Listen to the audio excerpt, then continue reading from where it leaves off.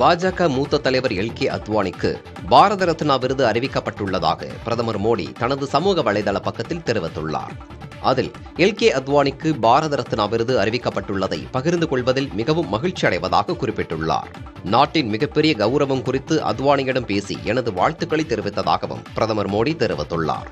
நம் காலத்தில் மிகவும் மதிக்கப்படும் அரசியல்வாதிகளில் ஒருவரான அத்வானி இந்தியாவின் வளர்ச்சிக்கு செய்த பங்களிப்பு மகத்தானது என பிரதமர் மோடி குறிப்பிட்டுள்ளார். எல்.கே. அத்வானியின் நாடாளுமன்ற விவாதங்கள் முன்னுதாரணமாக இருந்துள்ளதாகவும் பிரதமர் மோடி தனது பதிவில் தெரிவித்துள்ளார். இதனிடையே பாரத ரத்னா விருதுக்கு தேர்வானது எனது லட்சியங்களுக்கும் கொள்கைகளுக்கும் கிடைத்த மரியாதை என எல்.கே. அத்வானி தெரிவித்துள்ளார். எனக்கு அறிவிக்கப்பட்டுள்ள பாரத ரத்னா விருதை மிக பணிவுடனும் நன்றியுடனும் ஏற்பதாகவும் எல்.கே. அத்வானி கூறியுள்ளார். தன்னுடன் நெருக்கமாக பணியாற்றிய பண்டிட் தீன்தயாள் உபாத்யாயா மற்றும் வாஜ்பாய் இருவரையும் நன்றியுடன் இந்நாளில் நினைவு கூறுவதாகவும் எல்.கே. அத்வானி தனது அறிக்கையில் குறிப்பிட்டுள்ளார். மறைந்த முதலமைச்சர் பேரறிஞர் அண்ணாவின் 55வது ஆண்டு நினைவு தினத்தையொட்டி அவரது உருவப்படத்திற்கு முதலமைச்சர் மு.க.ஸ்டாலின் மரியாதை செலுத்தினார். அண்ணாவின் நினைவு தினத்தையொட்டி அவரது படத்திற்கு திமுக மற்றும் அதிமுகவைச் சேர்ந்த கட்சியினர் மரியாதை செலுத்தி வருகின்றனர். இந்நிலையில் முதலீடுகளை ஈர்ப்பதற்காக ஸ்பெயின் நாட்டிற்கு சென்றுள்ள முதலமைச்சர் மு.க.ஸ்டாலின் அண்ணா படத்திற்கு மரியாதை செலுத்தினார்.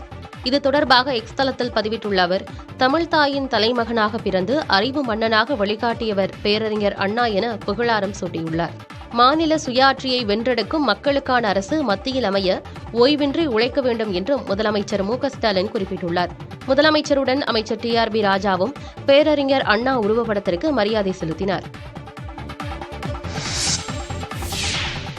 முன்னாள் முதலமைச்சர் அண்ணாவின் நினைவு தினத்தையொட்டி சென்னையில் திமுக சார்பில் அமைதி பேரணி நடைபெற்றது. அதிமுக சார்பிலும் அண்ணாவுக்கு மரியாதை செலுத்தப்பட்டது. பேரறிஞர் அண்ணாவின் 55வது நினைவு தினத்தையொட்டி திமுக பொதுச் செயலாளர் துரைமுருகன் தலைமையில் அக்கட்சியினர் அமைதி பேரணி செய்தனர்.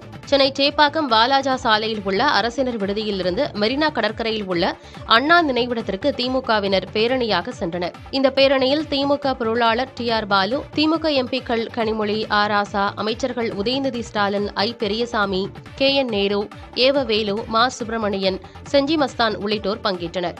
அண்ணா நினைவிடத்தில் பராமரிப்பு பணிகள் நடைபெறுவதால் அங்கு அலங்கரித்து வைக்கப்பட்டிருந்த அண்ணாவின் படத்திற்கு மலர் வளையம் வைத்தும் மலர் தூவியும் அஞ்சலி செலுத்தப்பட்டது. இதேபோல அண்ணா நினைவிடத்தில் அதிமுகவினரும் அஞ்சலி செலுத்தினர். கட்சியின் பொதுச் செயலாளர் எடப்பாடி பழனிசாமி தலைமையில் அண்ணாவின் படத்திற்கு அதிமுகவினர் மரியாதை செலுத்தினர். திருச்சி, ஈரோடு, நாமக்கல், தேனி உள்ளிட்ட தமிழகத்தின் பல்வேறு பகுதிகளில் திமுக, அதிமுக உள்ளிட்ட கட்சிகள் அண்ணாவுக்கு அஞ்சலி செலுத்தினர்.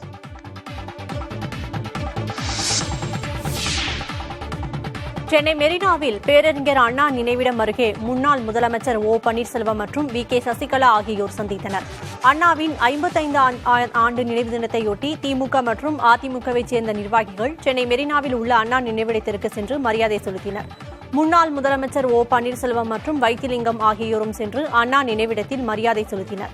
அப்போது சசிகலா காரில் அங்கு செல்ல இருவரும் சந்தித்து பேசினர். வாகனத்தில் இருந்து இறங்கிய சசிகலா ஓ. பன்னீர்செல்வம் மற்றும் வைத்திலிங்கம் ஆகியோருடன் சில நிமிடங்கள் பேசினார். இதையடுத்து செய்தியாளர்களை சந்தித்த சசிகலா அதிமுகவில் இருக்கும் தற்போதைய சூழல் மாறும் என்று கூறினார்.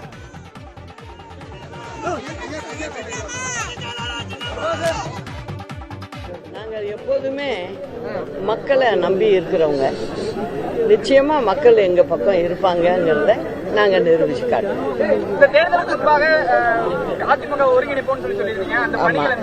கொஞ்சம் பொறுத்து இருந்து பாருங்க, எல்லாம் சரியா வந்துகிட்டு இருக்கு, நல்லபடியா நடக்கும். தலைவர் மறைஞ்சப்ப இதே மாதிரி தான் சொல்லிக்கிட்டு இருந்தாங்க. கடைசியில இந்த அனைத்து இந்திய அண்ணா திராவிட முன்னேற்ற கழகம் எப்படி வந்ததுன்னு எல்லாருக்கும் தெரியும். அதனால நீங்க இன்றைய சூழ்நிலையை வச்சு பேசுறீங்க, இதுவும் மாறும். நாடாளுமன்ற தேர்தலை முன்னிட்டு திமுக தேர்தல் அறிக்கை குழுவிற்கு மக்கள் பரிந்துரைகளை அனுப்ப திமுக அழைப்பு விடுத்துள்ளது. இது தொடர்பாக வெளியிடப்பட்டுள்ள செய்தியில், வரவிருக்கும் நாடாளுமன்ற தேர்தல் தமிழ்நாட்டின் உரிமைகளை காக்கவும் மாநில சுயாட்சியை உரத்து சொல்வதற்குமான தேர்தல் என குறிப்பிடப்பட்டுள்ளது. நாடாளுமன்ற தேர்தலுக்கான திமுக தேர்தல் அறிக்கையை வடிவமைப்பதில் தமிழ்நாட்டு மக்களின் பங்களிப்பை தேர்தல் அறிக்கை தயாரிப்பு குழு எதிர்பார்ப்பதாகவும் தங்களின் கோரிக்கைகளை அனுப்பி வைத்து மாநிலத்தில் உள்ள ஒவ்வொருவரும் தேர்தல் அறிக்கை தயாரிப்பில் பங்களிக்க முடியும் என்றும் கூறப்பட்டுள்ளது. தபால் மூலமாகவோ மின்னஞ்சல் மூலமாகவோ மக்கள் தங்கள் கருத்துக்களை தெரிவிக்கலாம் என்றும் தொலைபேசி எண் மூலமாகவும் மக்கள் பரிந்துரை செய்யலாம் எனவும் தெரிவிக்கப்பட்டுள்ளது. வரவிருக்கும் நாட்களில் தமிழ்நாடு முழுவதும் தேர்தல் அறிக்கை குழு பயணித்து டவுன்ஹால் கூட்டங்களை ஏற்பாடு செய்துள்ளதாகவும் குழுவின் பிரதிநிதிகளை பொதுமக்கள் சந்தித்து அவர்களுடன் கலந்துரையாடல்களில் ஈடுபட்டு தங்கள் கருத்துக்களை நேரில் தெரிவிக்கலாம் என்றும் தெரிவிக்கப்பட்டுள்ளது. கூட்டணி கட்சிகள் தங்களை விட்டு போய்விடக்கூடாது என்ற அச்சத்தில்தான் திமுக தேர்தல் பணிகளில் மும்முரம் காட்டி வருவதாக அதிமுக முன்னாள் அமைச்சர் ஜெயக்குமார் தெரிவித்துள்ளார். ஏன் திமுக முன்னாடி போகுதுன்னா, இப்போ இந்த கூட்டணி பேச்சுவார்த்தை அந்த கூட்டணி எது செய்யுதுன்னா யாரும் அவங்கள விட்டு போயிடக்கூடாது. இப்போ யாரும் அவங்கள விட்டு போயிடக்கூடாது. அதுக்காக தான் என்ன பண்றாங்க, சீக்கிரம் வாங்க சீக்கிரம் வாங்க சீக்கிரம் வாங்க, உட்காருங்க நாம பேசி முடிச்சுக்கலாம், உங்களுக்கு இத்தனை சீட்டு இத்தனை இடம் சொல்லிட்டு முடிக்கிறாங்க. பயம், அதாவது எங்ககிட்ட வந்துடுவாங்கன்னு. அதனால இவர் என்னதான் பண்ணாலும் சரி, வரவங்க வரதான் போறாங்க, அது வேற விஷயம். அதனால அது முறைப்படி எங்க தலைமையில் ஏற்றுக்கொள்கின்ற கூட்டணிக்கு கண்டிப்பா எந்தெந்த கட்சிகள் இருக்கின்றத முறைப்படி பூச்சி அறிவிப்பார். பஞ்சாப் ஆளுநர் பன்வாரிலால் புரோஹித் பதவி விலகியுள்ளார். தனது பதவி விலகல் கடிதத்தை அவர் குடியரசுத் தலைவர் திரௌபதி முர்முவுக்கு அனுப்பி வைத்துள்ளார். அந்த கடிதத்தில் சொந்த காரணங்களுக்காக பஞ்சாப் மாநில ஆளுநர் பதவியிலிருந்தும் சண்டிகர் யூனியன் பிரதேச நிர்வாக பொறுப்பிலிருந்தும் விலகுவதாக குறிப்பிட்டுள்ளார்.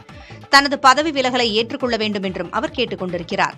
பஞ்சாப் அரசோடு தொடர்ந்து மோதல் நீடித்து வந்த நிலையில் ஆளுநர் பதவியிலிருந்து பன்வாரிலால் புரோஹித் பதவி விலகியுள்ளது குறிப்பிடத்தக்கது. 3 முறை நாடாளுமன்ற உறுப்பினர் பதவியை வகித்துள்ள பன்வாரிலால் புரோஹித் தமிழ்நாடு மற்றும் அஸ்ஸாம் மாநிலங்களுக்கும் ஆளுநராக பணியாற்றியவர். இந்தியாவிற்கு எதிரான 2வது டெஸ்ட் போட்டியில் இங்கிலாந்து அணி தனது முதல் இன்னிங்ஸில் 253 ரன்களுக்கு ஆட்டமிழந்தது. இந்திய வீரர் பும்ரா சிறப்பாக பந்து வீசி 6 விக்கெட்டுகளை வீழ்த்தினார். விசாகப்பட்டினத்தில் நடைபெற்று வரும் போட்டியில் 2வது நாளில் இந்திய அணியின் தொடக்க ஆட்டக்காரர் ஜெய்ஸ்வால் சிறப்பாக விளையாடி இரட்டை சதம் அடித்து அசத்தினார். இந்திய அணி தனது முதல் இன்னிங்ஸில் 396 ரன்களுக்கு ஆட்டமிழந்தது. ஜெய்ஸ்வால் அதிகபட்சமாக 209 ரன்களை எடுத்தார். இங்கிலாந்து வீரர்கள் ஆண்டர்சன், ரெஹான், பஷீர் ஆகியோர் தலா 3 விக்கெட்டுகளை வீழ்த்தினர். பின்னர் தனது முதல் இன்னிங்ஸை தொடங்கிய இங்கிலாந்து அணி தொடக்க முதலே அதிரடி காட்டியது. அந்த அணியின் தொடக்க ஆட்டக்காரர் கிராவ்லி பவுண்டரிகளாக விளாசினார். இருப்பினும் அணியின் ஸ்கோர் 59ஆக இருந்தபோது பென் டக்கெட், குல்தீப் யாதவ் பந்துவீச்சில் ஆட்டமிழந்தார். அதிரடி காட்டிய கிராவ்லி 78 பந்துகளில் 76 ரன்களை எடுத்த நிலையில் அக்ஷர் பட்டேல் பந்துவீச்சில் ஆட்டமிழந்தார். இதனை அடுத்து சீரான இடைவெளியில் விக்கெட்டுகள் விழுந்த வண்ணம் இருந்தன. கடந்த டெஸ்டில் இரட்டை சதம் அடித்த போப் மற்றும் ஜோ ரூட் இருவரையும் தனது அபார பந்து வீச்சால் ஆட்டமிழக்க செய்தார் பும்ரா. ஃபோக்ஸ், ரெஹான் அகமது விக்கெட்டுகளை குல்தீப் வீழ்த்த பென் ஸ்டோக்ஸ் விக்கெட்டை பும்ரா வீழ்த்தினார். அதைத் தொடர்ந்து களம் இறங்கிய இருவரையும் பும்ரா பெவிலியனுக்கு அனுப்ப இங்கிலாந்து அணி 55.5 ஓவர்களில் 253 ரன்களுக்கு ஆட்டமிழந்தது. பும்ரா 45 ரன்களை மட்டும் விட்டுக் கொடுத்து 6 விக்கெட்டுகளை வீழ்த்தி அசத்தினார். 143 ரன்கள் முன்னிலையுடன் தனது 2வது இன்னிங்ஸை தொடங்கிய இந்திய அணி ஆட்ட நேர முடிவில் விக்கெட் இழப்பின்றி 28 ரன்களை எடுத்துள்ளது. இந்திய அணி தற்போது 171 ரன்கள் முன்னிலை பெற்றுள்ள நிலையில் 3வது நாளில் சிறப்பாக ஆடும் பட்சத்தில் மிகப்பெரிய இலக்கை இங்கிலாந்திற்கு நிர்ணயிக்க இயலும். விமான பயணத்தின் போது தன்னுடைய சக்கர நாற்காலியை வழங்க வேண்டும் என்ற கோரிக்கை நிராகரிக்கப்பட்டதாக இந்திய பாரா தடகள வீராங்கனை ஸ்வர்ணாராஜ் குற்றம் சாட்டியுள்ளார். இவரது குற்றச்சாட்டு குறித்து விமான நிறுவனம் இதுவரை விளக்கம் எதுவும் அளிக்கவில்லை. இண்டிகோ விமானத்தில் வெள்ளியன்று டெல்லியிலிருந்து சென்னைக்கு பயணித்ததாகவும் சென்னையில் தான் தரை இறங்கியதும் தனது சக்கர நாற்காலியை வழங்கும்படி கோரிக்கை வைத்தும் அது நிராகரிக்கப்பட்டதாக ஸ்வர்ணாராஜ் கூறியுள்ளார். பலமுறை விமானத்தில் பயணம் மேற்கொள்ளும் போது இத்தகைய நிலையை தான் எதிர்கொள்ள நேரிடுவதாக அவர் வேதனையுடன் தெரிவித்துள்ளார். கோரிக்கை விடுக்கும் போது பணியாளர்கள் சாதகமான பதிலை தருவதாகவும், ஆனால் தான் தரையிறங்கும் நேரத்தில் தனது கோரிக்கை நிறைவேற்றப்படுவதில்லை என்றும் ஸ்வர்ணாராஜ் தெரிவித்துள்ளார். மாற்றுத்திறன் கொண்டோருக்கு உரிய வசதிகளை உறுதி செய்வதில் விமான நிறுவனங்கள் கவனம் செலுத்த வேண்டும் எனவும் ஸ்வர்ணாராஜ் கோரிக்கை விடுத்துள்ளார். நாக்பூரில் பிறந்த ஸ்வர்ணாராஜ் தொடக்கத்தில் டேபிள் டென்னிஸ் விளையாட்டில் கவனம் செலுத்தியவர். 2013ஆம் ஆண்டு பேங்காக்கில் நடைபெற்ற தாய்லாந்து பாரா டேபிள் டென்னிஸ் போட்டியில் 2 பதக்கங்களை வென்றவர். 2014ஆம் ஆண்டு கொரியாவில் நடைபெற்ற ஆசிய பாரா விளையாட்டுப் போட்டிகளிலும் பங்கேற்றவர் ஸ்வர்ணாராஜ். 2017ஆம் ஆண்டு தடகளத்தை நோக்கி கவனத்தை திருப்பியவர் குண்டு எறிதல், வட்டு எறிதல், ஈட்டு எறிதல் போட்டிகளில் தேசிய அளவிலான போட்டிகளில் பங்கேற்று பதக்கங்களை வென்றதோடு சர்வதேச போட்டிகளுக்கும் தகுதி பெற்று சாதித்தவர். திருவண்ணாமலை மாவட்டம் வந்தவாசியில் பாஜக மாநில தலைவர் அண்ணாமலையை வரவேற்று வைக்கப்பட்டிருந்த பதாகையில் அம்பேத்கரின் பெயர் குறிப்பிடப்பட்டிருந்ததற்கு எதிர்ப்பு தெரிவித்து விடுதலை சிறுத்தை கட்சியினர் உள்ளிட்டோர் போராட்டம் நடத்தினர். என் மண் என் மக்கள் நடைபயணத்தின் ஒரு பகுதியாக வரும் 5ஆம் தேதி வந்தவாசி தொகுதியில் வலம் வரவுள்ளார் அண்ணாமலை. அவரை வரவேற்கும் வகையில் பாஜகவினர் பதாகைகள் வைத்துள்ளனர். வந்தவாசி பழைய பேருந்து நிலையம் அருகே வைக்கப்பட்டிருந்த பதாகையில் சட்டமேதை அம்பேத்கருடன் அண்ணாமலையை ஒப்பிடும் வாசகங்கள் இடம்பெற்றிருந்தன. இதை கண்டித்து விடுதலை சிறுத்தைகள் கட்சி, இந்திய குடியரசுக் கட்சி மற்றும் புரட்சி பாரதம் கட்சிகளை சேர்ந்தவர்கள் போராட்டத்தில் ஈடுபட்டனர். அந்த பதாகையை அகற்ற வலியுறுத்தி முழக்கங்களை எழுப்பினர். அவர்களுக்கும் பாஜகவினருக்கும் வாக்குவாதம் ஏற்பட்டது. தகவல் அறிந்து நிகழ்விடத்திற்கு சென்ற வந்தவாசி டிஎஸ்பி ராஜு தலைமையிலான காவல்துறையினர் அவர்களை சமாதானப்படுத்தினர். ஆட்சேபம் எழுந்ததால் பிரச்சினைகளை தடுக்கும் விதமாக அந்த பதாகை அகற்றப்பட்டது. மாமல்லபுரத்தில் குடோனில் பதுக்கி வைத்திருந்த பல கோடி ரூபாய் மதிப்பிலான 8 உலோக சிலைகளை சிலை கடத்தல் தடுப்பு பிரிவு காவல்துறையினர் பறிமுதல் செய்தனர். சிலை கடத்தல் வழக்கில் தலைமறைவாக இருந்த லட்சுமி நரசிம்மனை வெள்ளிக்கிழமை சிலை கடத்தல் தடுப்பு பிரிவு கைது செய்தது. கைது செய்யப்பட்ட லட்சுமி நரசிம்மன் மறைந்த சிலை கடத்தல் மன்னன் தீனதயாளனின் கூட்டாளி என்பதும் பல ஆண்டுகளாக தொன்மையான சிலைகளை ஏற்றுமதி இறக்குமதி செய்யும் தொழிலில் ஈடுபட்டு வந்ததும் தெரியவந்தது. தொடர்ந்து அவருக்கு சொந்தமான சதன் ஆர்ட்ஸ் அண்ட் கிராஃப்ட் குடோனில் சிலை கடத்தல் தடுப்பு பிரிவு காவல்துறையினர் சோதனையிட்ட போது அதில் 8 பழமையான உலோக சிலைகள் பதுக்கி வைக்கப்பட்டிருப்பதை கண்டுபிடித்தனர். தகுந்த ஆவணங்கள் இல்லாததால் விஷ்ணு, ஐயனார், புத்தர், தவழும் கிருஷ்ணர் உள்ளிட்ட 8 உலோக சிலைகள் பறிமுதல் செய்யப்பட்டன. இது தொடர்பாக லட்சுமி நரசிம்மனிடம் விசாரணை நடைபெற்றது.